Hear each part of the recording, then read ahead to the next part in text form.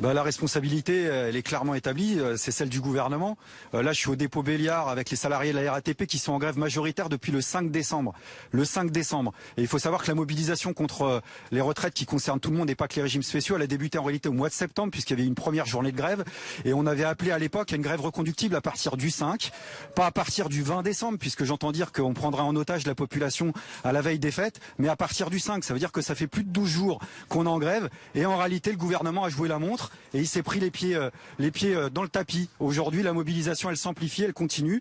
L'opinion est du côté des grévistes et on lâchera pas. Et il y en a qui regardent la durée. Nous, on regarde le nombre. À partir de demain, ce qu'il faut, c'est généraliser la grève. Et je crois pour ma part, en effet, qu'une grève générale, avec des millions de grévistes, des millions de manifestants, elle pourrait balayer cette contre-réforme simplement en quelques jours. Avant de revenir à la mobilisation attendue demain, Olivier Besancenot, qu'est-ce que vous répondez à Bruno Le Maire qui ce matin sur notre antenne oppose vacanciers, ceux qui comptent partir pendant les fêtes de Noël, et grévistes?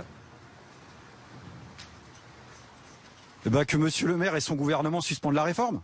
Voilà.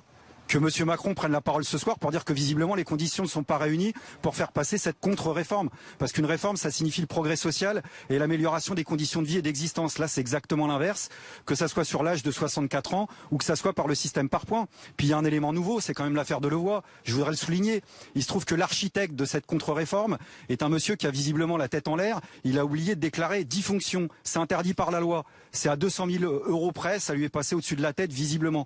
Donc nous, on n'est pas là pour lui rafraîchir la mémoire. Simplement, ce monsieur devrait démissionner. Si le rapporteur démissionne, ça veut dire que son rapport n'a plus de crédibilité. Si le rapport n'a plus de crédibilité, alors la contre-réforme, il faut la prendre et il faut la mettre à la poubelle. Voilà, monsieur Macron, il peut débloquer la situation dès ce soir s'il veut. C'est lui qui a la responsabilité de tout ce qui est en train de se passer actuellement. C'est lui qui est en train de jouer avec les nerfs, pas simplement des grévistes, mais aussi de l'ensemble de la population.